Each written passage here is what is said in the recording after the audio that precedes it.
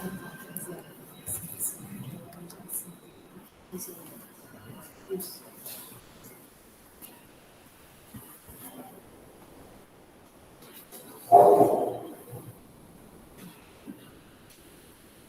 boa tarde a todos. Sejam muito bem-vindos ao Grupo Espírita Prece. Tá? Quem está presencial conosco aqui, né? Aí pela primeira vez, quem nos acompanha pela internet, né? Google Meet, Instagram, tá? Sejam muito bem-vindos, se sintam acolhidos, tá? É um estudo participativo, então fique à vontade. Quem está pela primeira vez pode perguntar. Se quiser perguntar pelo chatzinho aqui, Gabi, Marcel, eles passam para a gente as perguntas, tá? Então fique bem à vontade para que nós aprendamos juntos, tá bem? Então vamos iniciar aí o nosso estudo hoje com a prece inicial, tá? Aí a Vanessa vai fazer e depois a gente começa com os trabalhos aí, tá bem? Vamos lá.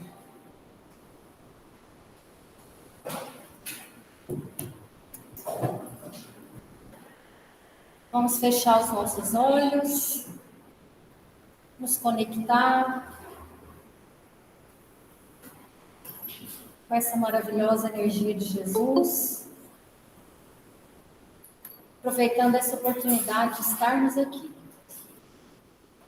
Bondoso Pai, querido Mestre Jesus, Dimas de Souza, mentor desta casa, e demais trabalhadores do plano invisível, estamos todos muito agradecidos por mais uma vez podermos estar aqui, aprendendo um pouco mais dessa doutrina tão esclarecedora e abençoada, aprender um pouco mais sobre a mensagem de Jesus. Que durante o nosso percurso nesse estudo, nossos corações se abram para o entendimento, para a compreensão de todas as lições que serão repassadas a cada um de nós hoje. O Senhor abençoe os demais trabalhos que esta casa vai oferecer. Mais tarde, a palestra pública e a evangelização infanto-juvenil.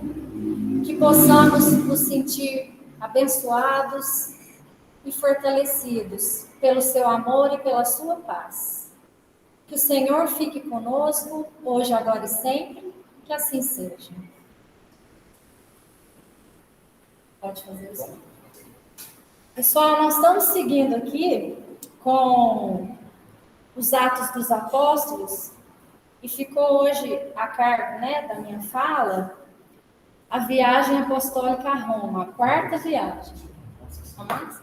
Tá. É a quarta viagem apostólica de Paulo.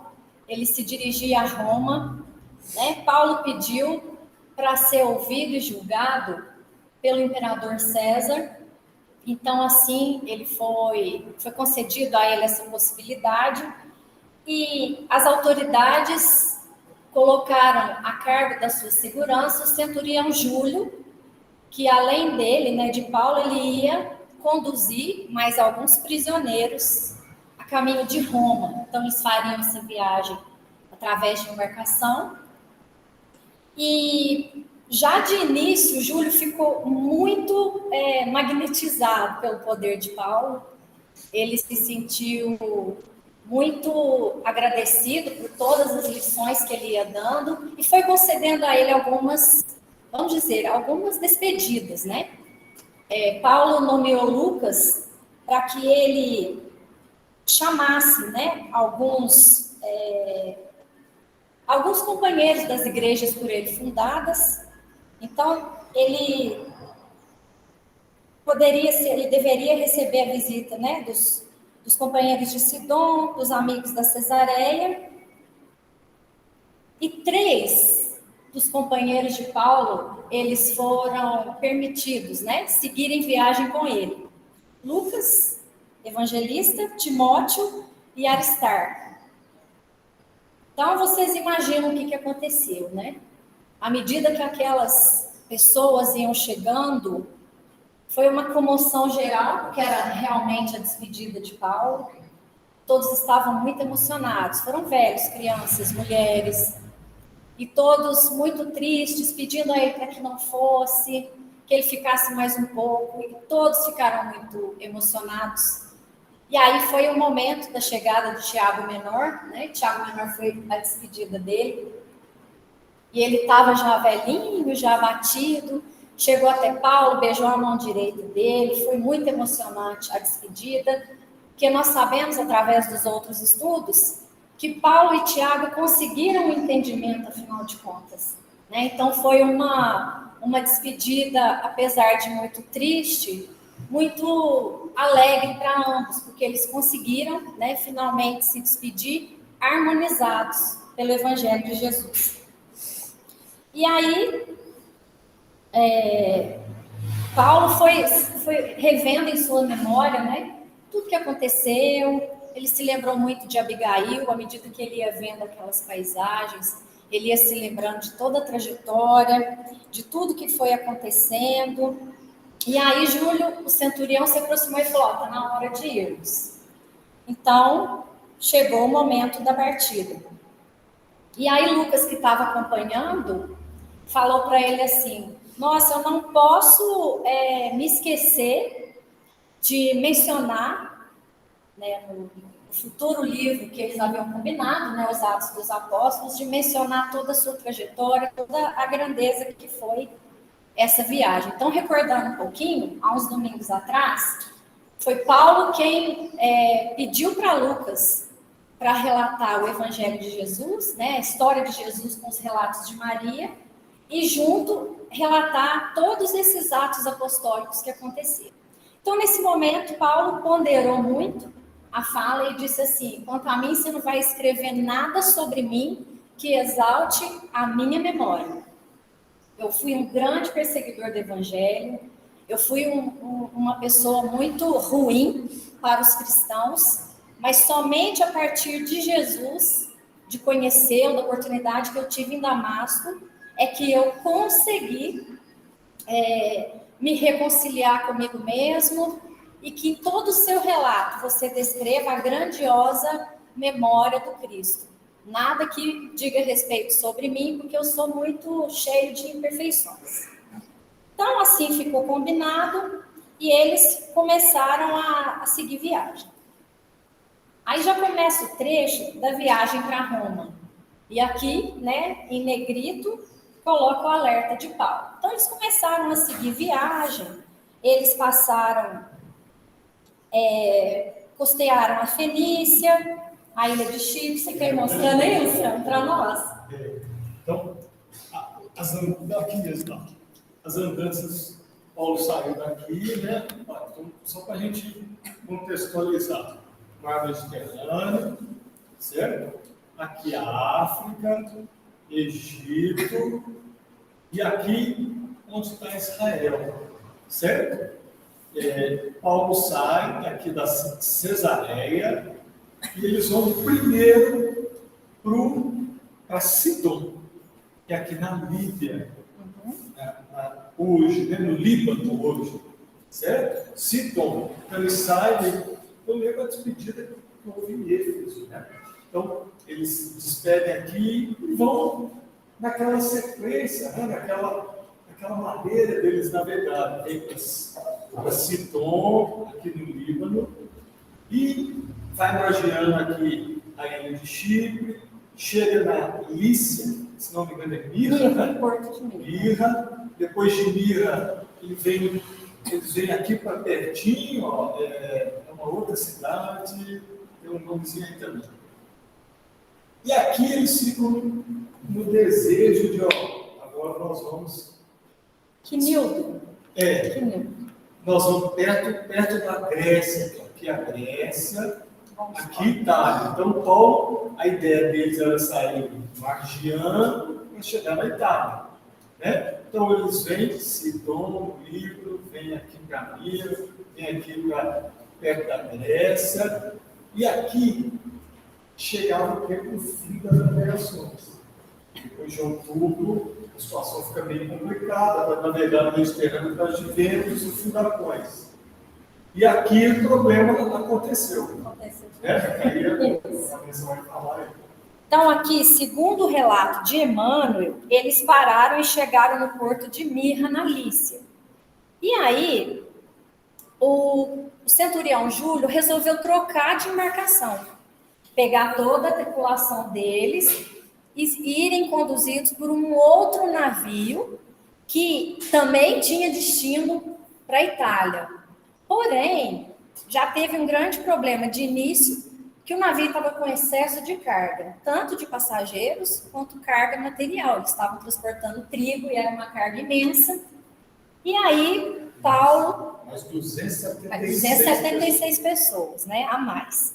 Então, Paulo foi intuído, né, mediunicamente, a falar que eles deveriam passar o inverno por ali, naquelas regiões, e não, na verdade, era o inverno em Caló e Limenes. Tem alguma...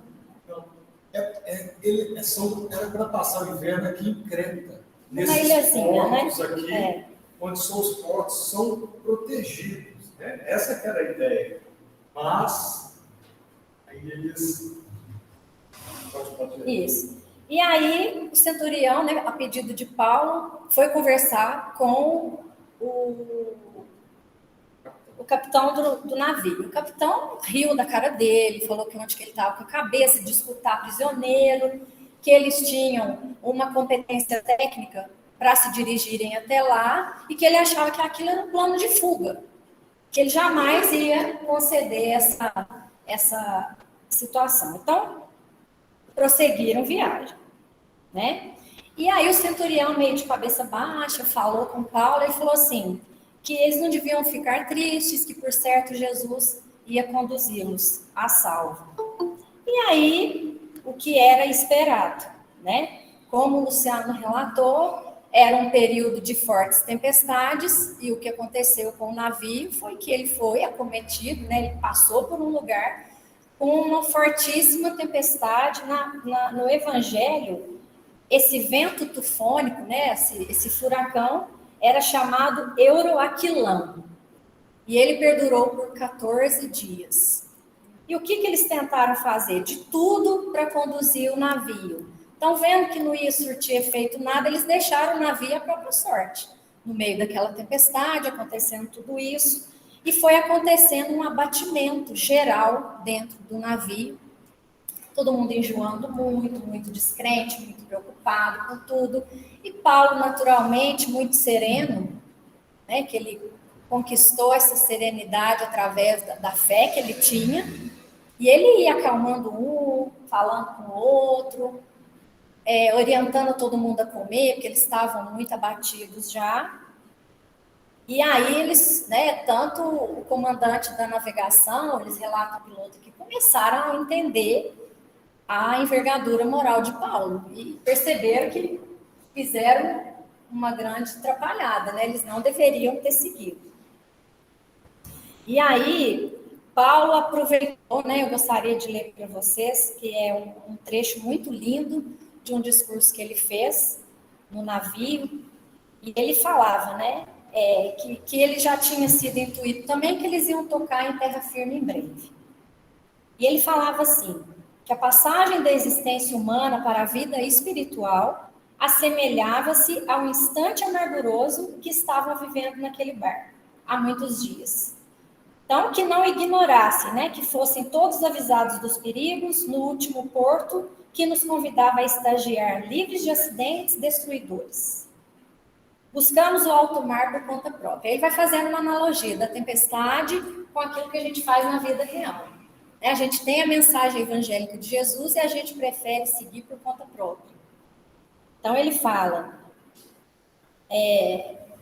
também Cristo Jesus nos concede os celestes avisos no seu evangelho de luz, mas frequentemente optamos pelo abismo das experiências dolorosas e trágicas. A ilusão, como o vento sul, parece desmentir as advertências do Salvador. E nós continuamos pelo caminho da nossa imaginação viciada. Entretanto, a tempestade chega de repente. É preciso passar de uma vida para outra a fim de retificarmos o rumo inulidível. Começamos por alijar o carregamento pesado dos nossos enganos cruéis. Aqui ele faz uma menção, quando todo o carregamento de trigo, para facilitar aquele processo de excesso de carga, foi sendo lançado ao mar. Então ele fala, né? Começamos por alijar o carregamento pesado dos nossos enganos cruéis, abandonamos os caprichos criminosos para aceitar plenamente a vontade augusta de Deus. Reconhecemos a nossa insignificância e miséria, alcança-nos um tédio imenso dos erros que nos alimentavam o coração, tal como sentimos o nada que representamos neste arcabouço de madeiras frágeis, flutuantes no abismo, tomados de singular enjoo que nos provoca náuseas extremas. Aí ele vai encerrando. O fim da existência humana é sempre uma tormenta como esta, nas regiões desconhecidas do mundo interior, porque nunca estamos apercebidos para ouvir as advertências divinas e procuramos a tempestade angustiosa e destruidora pelo roteiro da nossa própria autoria. Então é um convite imenso e tanto para a gente pensar, né? A mensagem do Cristo está aí, a nossa passagem desta para uma vida espiritual pode ser diferente a depender das nossas escolhas e do que vamos fazendo, né? Então, aqui na Bíblia não fala, né, no Evangelho, mas Emmanuel fala que eles conseguiram, depois desses 14 dias, atingir terra firme na ilha de Malta. Malta, eles erraram, olha o rumo, eles saíram de Creta para ir para cá, eles achavam que eles estavam navegando a êxodo no mar Adriático aqui, ó, entre a Itália e a Grécia, e eles estavam aqui. Eles perderam completamente o rumo quando eles se deram por conta, eles estavam na ilha de Malta, que fica aqui, entre Creta e a África. Certinho? Beleza? E aí, para finalizar, né, tem o trecho que, em terra firme, alguns tentaram fugir, mas Paulo advertiu que se eles se lançassem ao mar, todos iriam morrer. Então, que eles cortaram um barquinho, um botezinho que tinha ali, que seria uma rota de fuga, para que isso não acontecesse. Permaneceu toda a população no mar, que assim Paulo disse, se todo mundo ficar, todos serão salvos. Então, alcançando a terra, logo que chegaram, o que eles autorizaram, né? Que aqueles que sabiam nadar, que nadassem até chegar em terra firme. E os demais, eles iam se agarrando aos botes improvisados a fim de atingir a praia. Então, foi o percurso, né, dessa quarta viagem. Então, a quarta viagem apostólica, Paulo está aí. Saiu daqui, de novo, aquele caminho que ele era tão habituado a fazer, só que dessa vez de navio. Aí eles naufragam aqui, mas Paulo não perde a oportunidade. Vai pregar o Evangelho, vai difundir o Evangelho no navio, depois na ilha de Malta, que é o tema do nosso próximo encontro aí. Então, para a gente ver, ó, nós estamos mais ou menos no ano de entre 62 e 64. Se nós observarmos que talvez Paulo, como dizem, o que está escrito, Paulo nasceu por volta do ano 5, depois de Cristo, Paulo está aí próximo dos 60 anos, né? E nós estamos, infelizmente, acabando os Atos dos Apóstolos, porque os Atos dos Apóstolos terminam a primeira pregação de Paulo na ilha de Malta, depois ele em Roma, e Lucas finaliza os Atos, né? Então, nós estamos, o César, né, o Augusto da época, é Nero, né? Então, Paulo vai ser levado na presença de Nero, próximo aí do ano de 64. Nero fica até 68, né? E se nós lembrarmos, né, há uma revolução dos judeus contra Roma em torno de 66, 67, que vai culminar com a destruição do Templo de Salomão no ano 70. né? Que é o que Roma não tolerava de jeito nenhum, era a revolta do povo contra eles. Eles deixavam o povo viver desde que pagassem os impostos, eram muito espertos, colocavam os publicanos, que eram os próprios judeus, que cobravam dos judeus os impostos, passavam para Roma, e esses cobradores ficavam com uma porcentagem, por isso eles eram ricos, né? Nós temos publicanos famosos, né? Mateus, né? Que é o Levi, era um publicano, Zaqueu, né? Que desceu da árvore, também era um publicano. Então, Jesus falou dos publicanos também nos seus ensinos. Então, nós estamos, infelizmente, finalizando aí a história de Paulo contada por Lucas, né? E Lucas não só contou a história, ele participou da história. É diferente. Lucas estava junto. Lucas foi um grande pregador do evangelho também, junto com Paulo. Certinho? Beleza? Então vamos lá.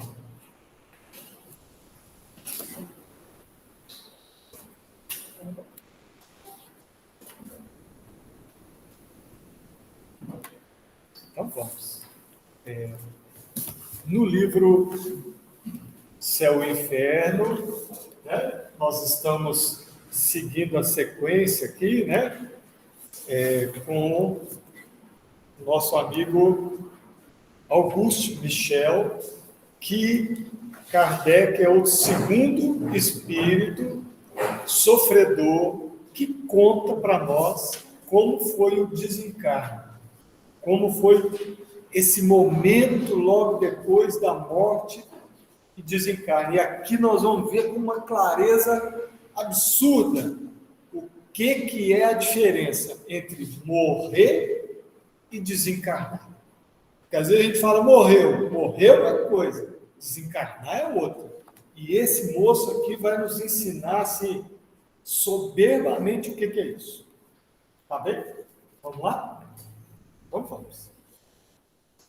Era um moço rico, boêmio, gozando largamente e exclusivamente da vida material.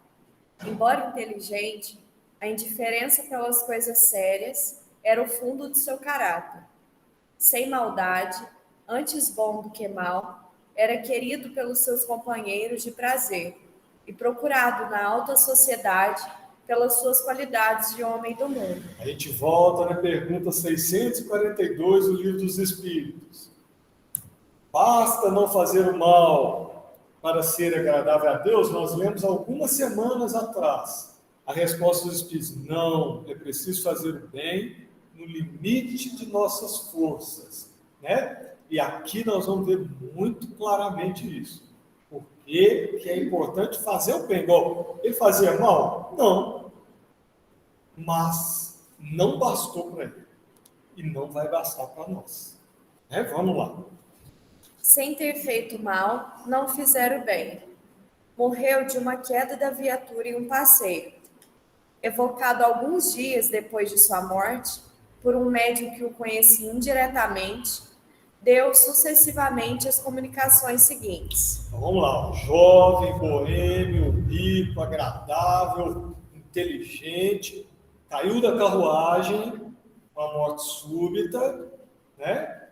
Morreu. E alguns dias, eles não falam aqui quantos dias, mas nós vamos ver a sequenciazinha das datas aqui, para dar para a gente ter uma noção mais ou menos de quantos são esses dias. Só o primeiro aqui que não dá, alguns dias. Vamos lá. 8 de março de 1863. Estou apenas desligado do meu corpo. Também posso dificilmente vos falar. A terrível queda que fez o meu corpo morrer coloca o meu espírito numa grande perturbação. Estou inquieto pelo que vou ser, e essa incerteza é cruel. O horrível sofrimento que meu corpo sofreu nada é em comparação com a perturbação em que eu estou. Orei para que Deus me perdoe. Que dor! Graças, meu Deus, que dor! Adeus. Então aqui a gente vê aquela mesma história. grande inquietação desses espíritos é acerca do futuro, ansiedade do futuro, o que vai acontecer. O Novel já falou disso para a gente, Georges, que foi o primeiro, falou disso. O que vai ser agora? Como é que vai ser? Porque aí ele começa a se encontrar com ele mesmo. E aí hoje, no Livro dos Espíritos, nós vamos falar dessa questão do perdão. Rezar para que Deus nos perdoe. Então, vou só fazer um spoilerzinho aqui. Adianta rezar para que Deus nos perdoe? Não. O que adianta é nós mudarmos nossa atitude. A oração pode nos trazer um bem-estar, um contato superior com aqueles que nos vão intuir para que a gente tenha força e disciplina para nos modificarmos. Mas orar, Deus me perdoe, resolve? Não. Hoje a primeira questão que nós vamos conversar vai ser essa. Certinho? E aqui ele está falando exatamente disso. Vamos lá, e 10 dias depois, no dia 18, ele fala de novo. Vamos lá. 18 de março. Já vim a vós, mas não pude vos falar senão dificilmente. Ainda neste momento, posso com dificuldade me comunicar convosco. Sois o único médio a quem posso pedir preces, para que a bondade de Deus me tire da perturbação em que eu estou. Por que sofrer ainda quando meu corpo não sofre mais? Por que esta dor horrível, essa terrível angústia existe sempre? Pedi para que Deus me conceda o repouso. Que cruel incerteza! Ainda estou ligada ao meu corpo. Não posso, senão, dificilmente ver onde posso estar. Meu corpo está lá, e por que lá estou sempre? Venham orar sobre ele, para que eu seja desligado dessa opressão cruel. Eu o espero. Deus quererá perdoar-me. Vejo os espíritos que estão junto de vós, e por eles posso vos falar. Orai por mim. Vamos por partes aqui. No mais fácil, ele vê os espíritos e através dos espíritos, ou seja, com o auxílio desses espíritos, ele conseguiu fazer o ajustamento, né, com o médium, aproximação, e conseguiu falar, expor. Porque a gente vê que há 10 dias atrás ele tinha muitas dificuldades. Agora ainda alguma dificuldade, mas já conseguia falar. E o mais importante aqui, ele morreu, mas não tinha desencarnado. Ele estava ainda ligado fluidicamente ao seu corpo, certo? Percebendo o sofrimento e se sentindo fisicamente mesmo ligado. Nós vamos ver na próxima pergunta que ele pede o médico para ir lá no cemitério onde está o corpo dele, e ele vai dar uma manifestação no cemitério, ou seja, ele realmente estava junto do corpo dele. Aí nós vamos, questão 155, Kardec vai nos falar sobre isso. Ó. Como se opera a separação da alma e do corpo? É subitamente? Não. Não é subitamente. Ó. A alma se liberta gradualmente. Aí nós vamos pensar, mas tem algumas histórias de alguns mártires, quase que antes do corpo morrer, eles já tinham se desencarnado. Tem sim. Os espíritos que são muito espiritualizados, praticamente saem. Às vezes, antes do corpo perder a vitalidade completamente. E Kardec vai explicar isso na questão 155. Eu vou ler aqui a explicação do Kardec. Tá bem? Vamos lá. Kardec diz aqui para nós: a observação prova que no instante da morte, o desligamento do perispírito não se completa subitamente. Ele não opera senão gradualmente, com uma lentidão que varia muitos segundos indivíduos. Então, está falando o quê? Do desencarno. Já morreu o corpo? Já. Desencarnou?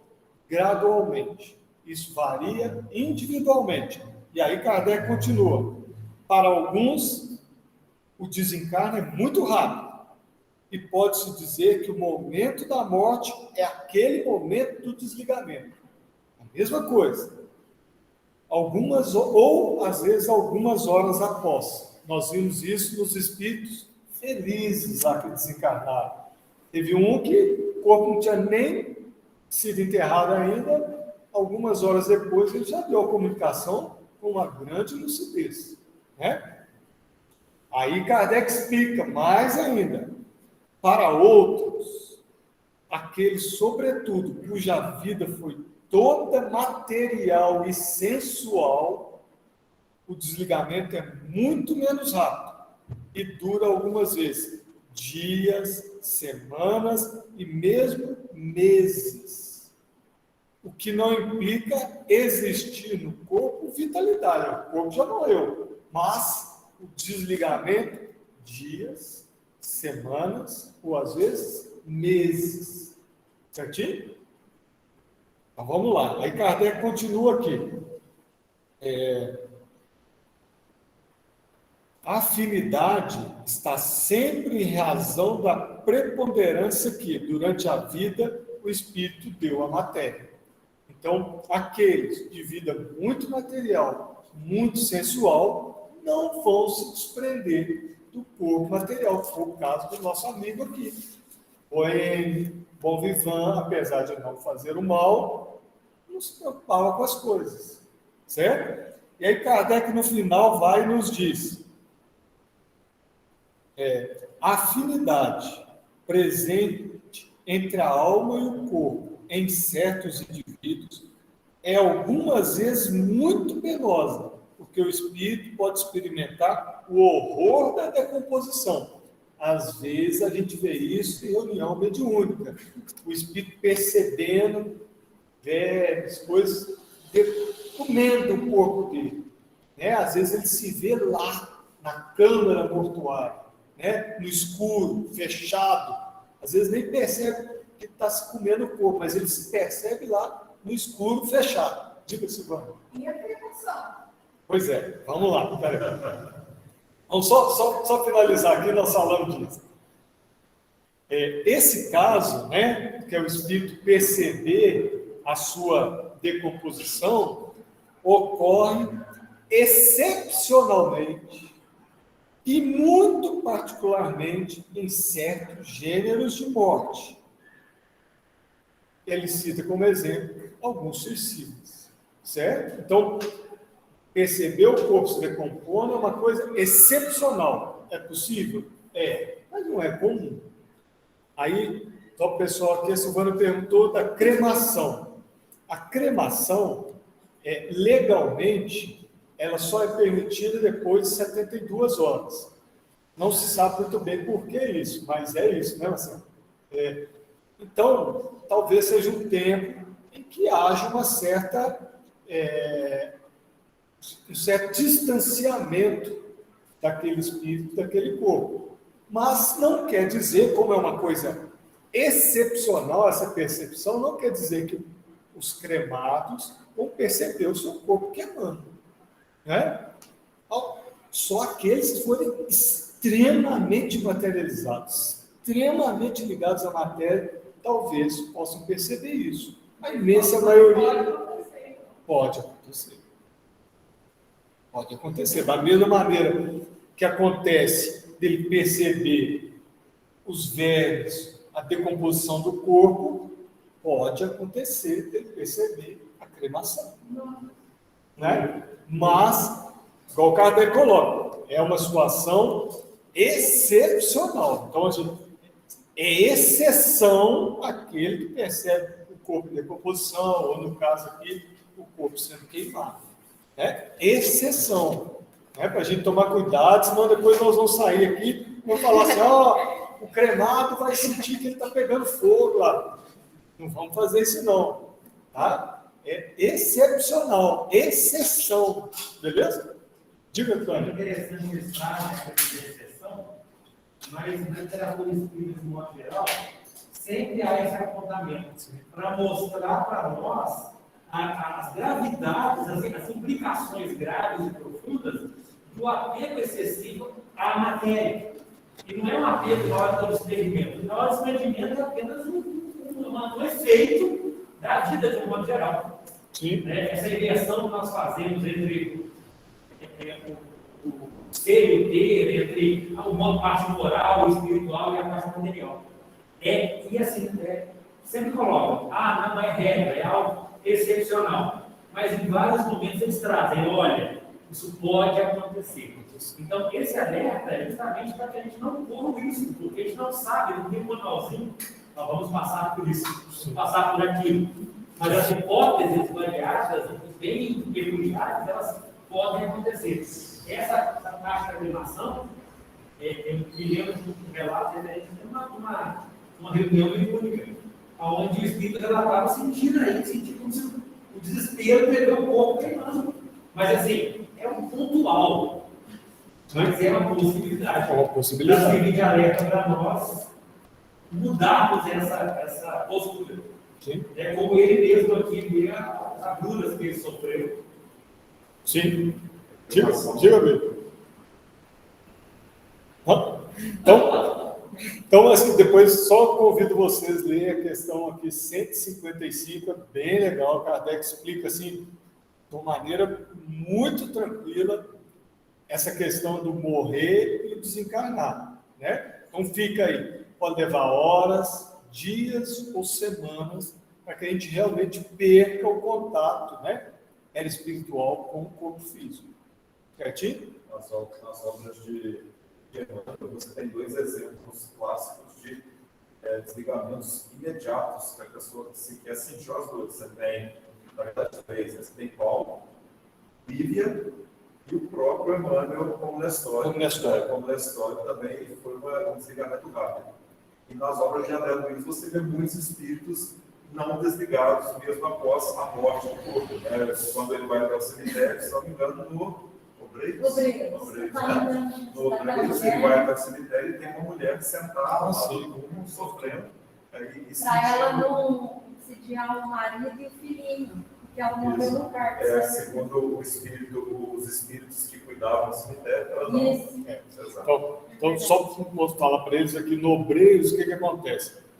A mulher morreu e ela ficou muito presa no corpo, e os espíritos permitiram, né, que isso acontecesse também, porque senão ela ia na casa dela fazer mal, mesmo que por ignorância ao marido e ao filho. Se não me engano, o marido já estava com outra pessoa, né, outra companheira, e ela poderia prejudicar esse novo lar que se formou. Certinho? Beleza? Só uma dúvida que eu fiquei, Lu. Esse desligamento da pessoa, às vezes, ficar um pouco ligada ainda, tem a ver com o cordão de prata ou ele é rompido? Não necessariamente. O cordão pode ser rompido, mas fluidicamente o perispírito ainda está ligado em algumas questões do corpo, de percepções do corpo.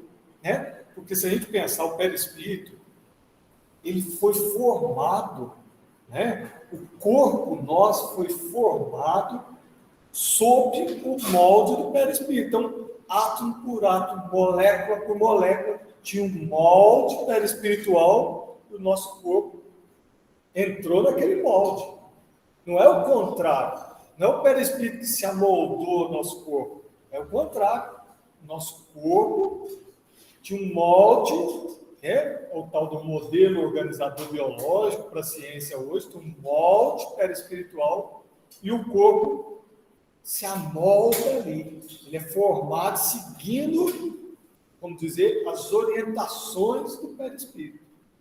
Então, molécula por molécula tem lá, entranhadinho, certo? E aqui nós vamos ver a outra lição que o nosso amigo aqui nos dá, essa questão que às vezes a gente fala do cemitério e tal, vai até também mostrar a necessidade de alguns espíritos têm de que se vá ao cemitério, né? Que é essa próxima agora que o nosso amigo vai falar, aí já um pouco mais para frente, 12 dias depois dessa que ele fala que ainda está ligado ao corpo, está percebendo o corpo, está com as dores do corpo, ele vai se manifestar de novo.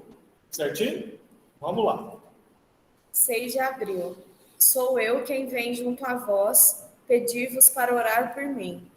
Seria preciso vir sobre o lugar onde jaz o meu corpo, pedir ao Todo-Poderoso para acalmar os meus sofrimentos? Eu sofro. Ide nesse lugar. É preciso endereçar ao Senhor uma prece para que me perdoe. Vejo que poderia estar mais tranquilo, mas retorno sem cessar para o lugar onde se depositou o que fui eu. Então a gente vê aqui, ele já estava livre, entre aspas. Ele podia andar, ele foi na reunião mediúnica, mas ele retorna incessantemente. Ou seja, a mente dele está ligada no corpo, porque ele era muito afeito àquele corpo. A vida sensual, a vida boêmia, a vida de prazer. Então, mentalmente, ele estava muito associado àquele corpo. E aí ele voltava lá no cemitério, porque era o ponto de referência dele. Ele pede um médico para ir ao cemitério e rezar por ele. Olha o grau de materialidade desse moço. O médico fala para ele, não, eu vou rezar daqui, eu vou mentalizar seu corpo lá. Não adiantou não, depois ele cobra o médium aqui. Vamos ver. O médium, não se dando conta da existência do espírito que lhe solicitava ir orar sobre a sua tumba, negligenciara de fazê-lo. Todavia, para lá foi mais tarde, e ali recebeu a comunicação. O médico ficou 5 dias sem cumprir o pedido que ele fez de que o médico fosse lá no cemitério. 5 dias depois ele foi. Eis quem estava lá. Vamos lá. 11 de maio. Eu vos esperava. Esperava o momento em que virias ao lugar onde o meu espírito parece preso ao seu envoltório. Implorar a Deus de misericórdia para que a sua bondade acalme os meus sofrimentos. Bom, olha que frase interessante. Onde o meu espírito parece estar preso ao meu envoltório. Cara, não, o que ele está falando? Parece que a minha mente está colada, está presa naquele corpo, não consigo ficar livre daquele corpo. Aí ele fica desesperado, ora por mim, pede para Deus me perdoar, porque na cabeça dele, se Deus o perdoasse, ele ficaria livre dessa conexão mental, espírito, corpo. É isso que eu sou. Um dos sofrimentos dele era esse. Ele ficar percebendo o seu corpo lá, depois do acidente da carruagem. Né? E a gente pensa bem, um acidente de carruagem para matar alguém quebrou bastante, né? Porque é diferente se tivesse uma motoca a 200 km por hora, batesse num poste. A carruagem normalmente não está isso, cai, quebra, o cavalo passa por cima, então dá para doer bastante, quebrar umas coisinhas antes, né? Então ele ficou percebendo muito essa dor, né? Certinho? Oi? O médico foi um pouco mais negligente. Foi o mês seguinte, porque a primeira foi 6 de abril. É mesmo, foi no mês, é verdade. No dia 11. É verdade. Vamos desenrolando e mudando os teatros lá. Verdade, 11 de maio. Bem chamado a atenção, Ivanessa. 11 de maio foi um mês depois. E ele estava lá, gente. Pior, eu estava achando que era 5 dias, é um mês. Um mês. Vamos lá, Gabi, é isso mesmo. Podeis fazer-me o bem com as vossas preces. Não afrouxeis, isso vos suplico. Vejo o quanto a minha vida foi oposta ao que ela deveria ser. Vejo as faltas que cometi. Fui um ser inútil no mundo. Não fiz nenhum bom emprego das minhas faculdades.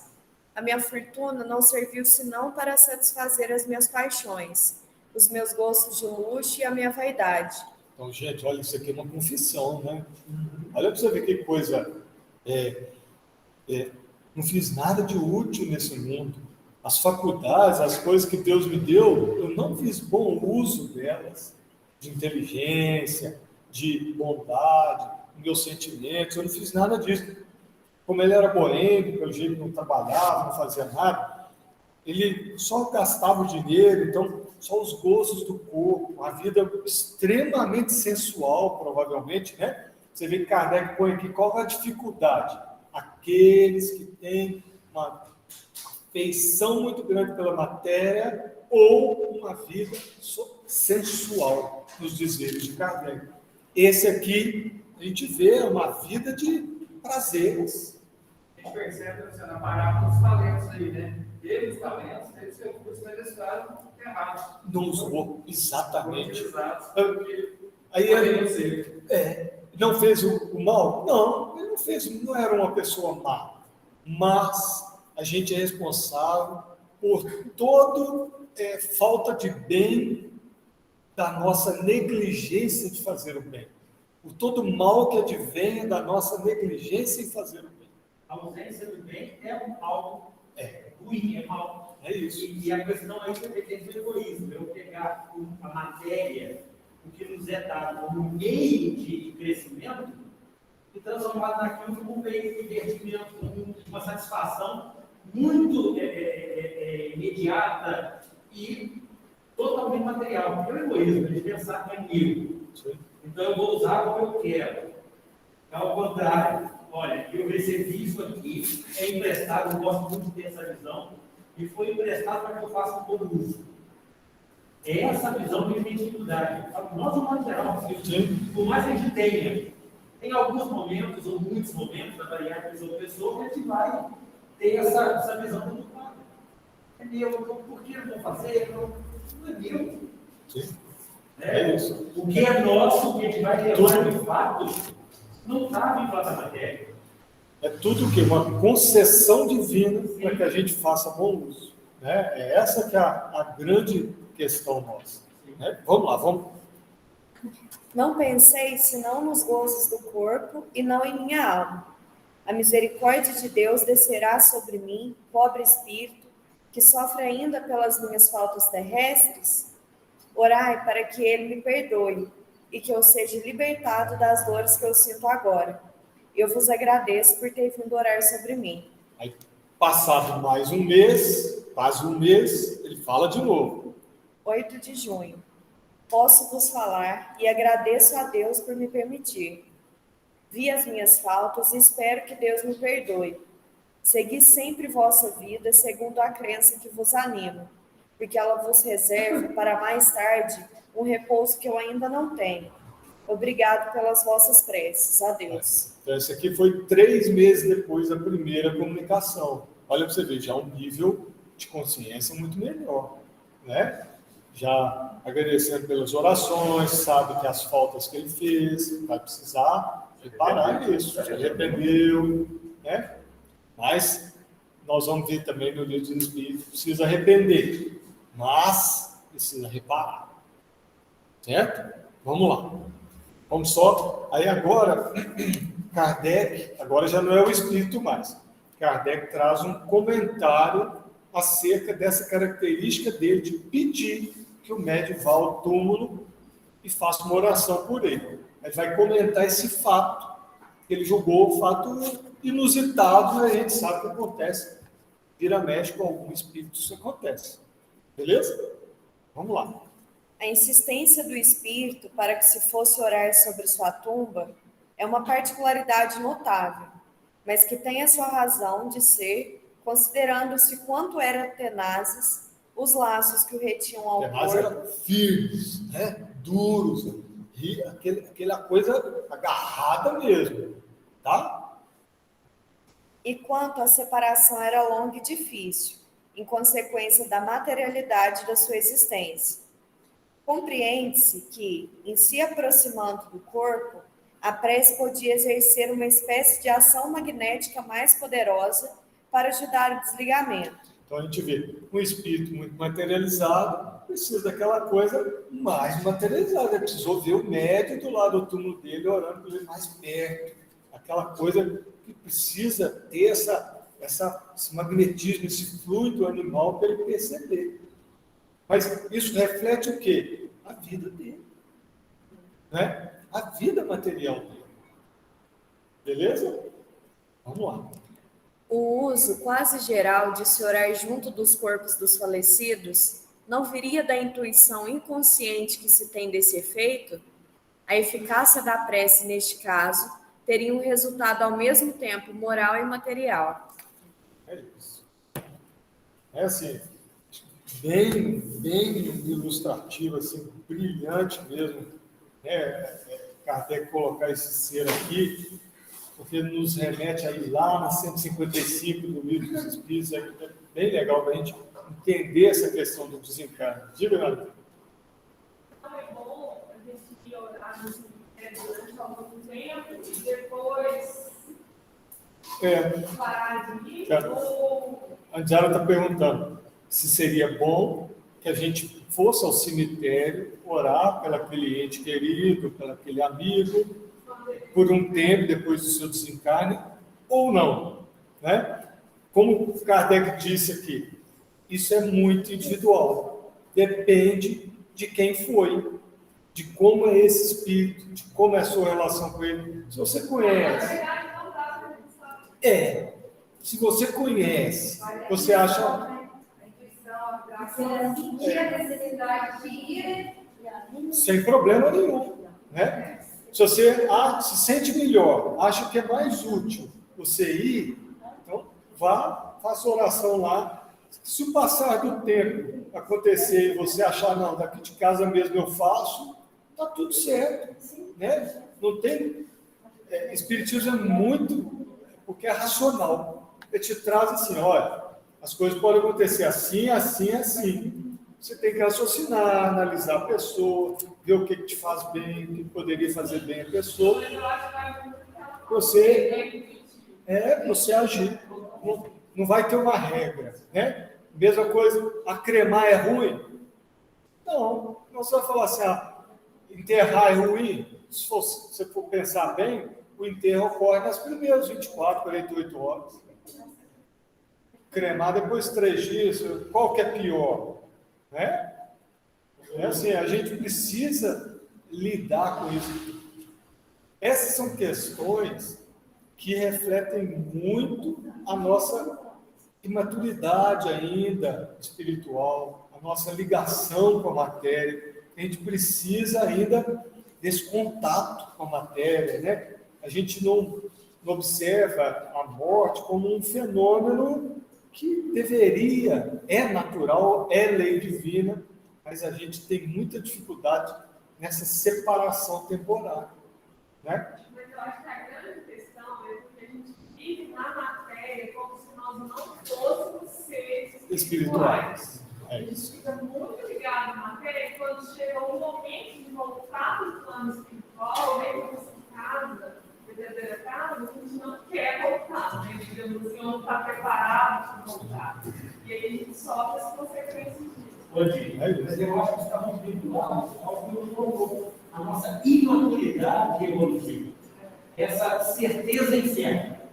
Eu sei, eu acredito, mas como diz Naldo Papel, será que é mesmo? Ele por esse véu que nos tira a memória, não temos a clareza do que vamos encontrar de lá, e até pelos nossos medos, por termos nesse momento talvez a lucidez das nossas falhas, nossos erros, os nossos fantasmas aí, entre aspas, né?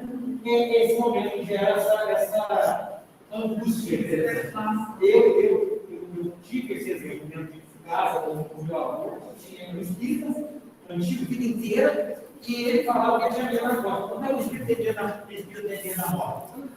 Na primeira chance de manifestação dele, ele, recado que ele manda para nós eu achava que eu tinha medo da morte, mas eu descobri que o meu medo era não saber como vocês ficariam sem mim. Além das dificuldades que a gente tem, é justamente aquela dúvida. Né? Isso é natural. A gente tem que botar cliente também, que nós somos indivíduos singulares. Cada um de nós é singular. Todos os estudos aqui são para mostrar. Tem, ó, o Will colocou, o exemplo tal, mas não tem regra. Não tem regra. Aí é o que ela falou com relação à intuição. Se a intuição é muito vinculada à habilidade, então, quando todos recebendo aquilo, não se vê com a intuição, vamos seguir. Se ela não é negativa, ela não é prejudicial, vamos seguir. Porque ela pode ser crucial para o auxílio de alguém. E a tendência é que a gente continue cada vez mais intuitivo, né? Sim. A intuição é a nossa conexão com o alto, né? E vai dizer tanto para o bem quanto para o mal. Sim. Nós vamos amadurecer. Sim. Se Jesus conheceria a verdade Com certeza. Sim. Era o caso de encarne mesmo. Luciano, o meu irmão ele faleceu em casa quarta, foi para Varginha na quinta, a gente se despediu lá, e a filha foi buscar as cinzas na segunda. Eu não sei. Eles esperam 72 horas. Vamos lá. Então vamos. Livro dos Espíritos, vamos só fazer uma questãozinha. Como que tá, meu bem? 660. 660, vamos lá. A prece torna o homem melhor? Sim, porque aquele que ora com fervor e confiança é mais forte contra as tentações do mal. E Deus lhe envia os bons espíritos para o assistir.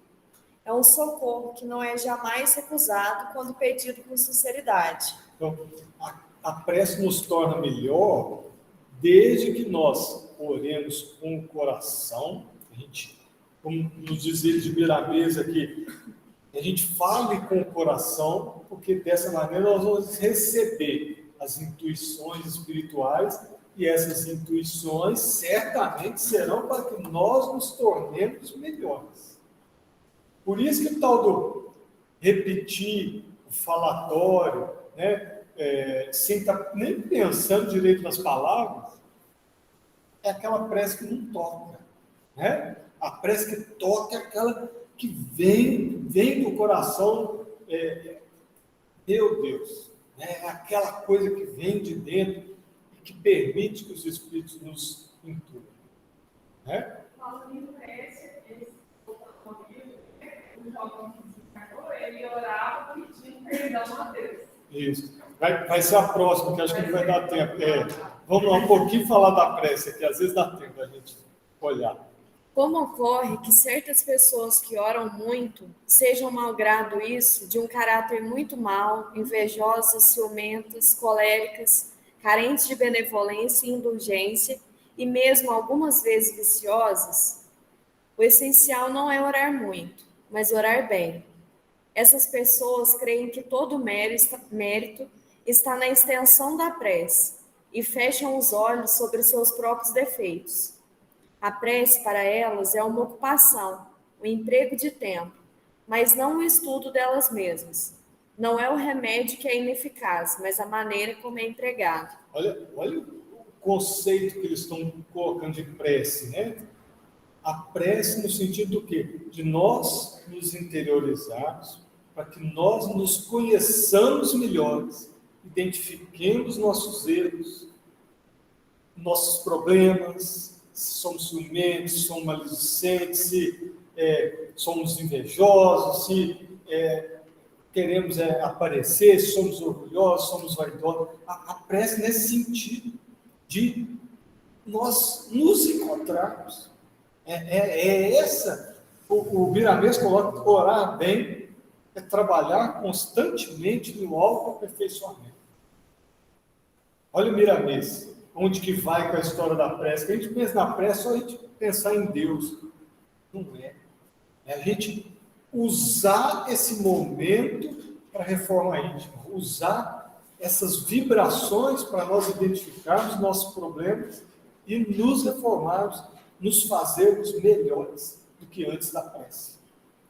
É interessante porque a visão que tem é óbvia, né? Usar a prece como conexão, não como ostentação de momento. Eu não tenho que mostrar para ninguém, especialmente porque mostrar a prece para alguém, vamos dizer assim, que seria Deus, é um pouco superficial demais, porque a gente consegue fazer a conexão em silêncio. O pensamento vai livremente. É isso. Essa conexão nos ajuda a gente a reformar. Essa que é a função da prece. Beleza? Certinho? Então, vamos parar por aqui. A gente finaliza aqui. E semana que vem a gente começa nessa história aí do pedir perdão. Aí vai ficar para semana que vem. A 661 é isso. É bom que a gente relembra o que o Michel nos ensinou. Beleza? Então vamos finalizar. Só um pouco. Beleza. Vamos lá, gente? Quem que? Marcel? Marcel? Você pode fazer isso?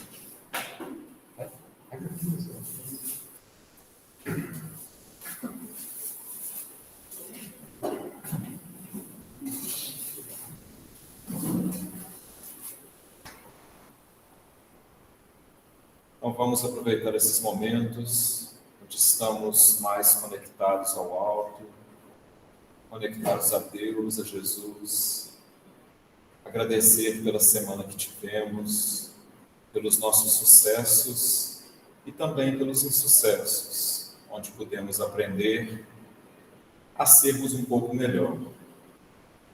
Pedir aos nossos irmãos que estão aqui conosco, encarnados e desencarnados, que possam ser abençoados, possam ser iluminados, agraciados com a bênção divina que recai sobre nós.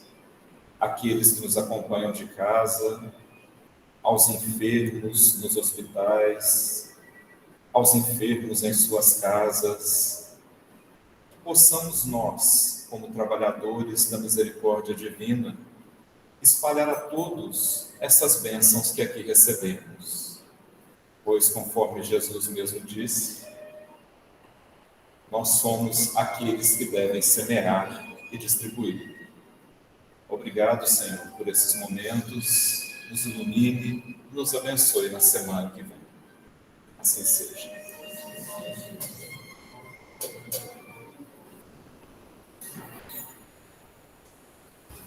Gente, quem que se limita em fazer a próxima semana é dos Atos, só tem mais 2.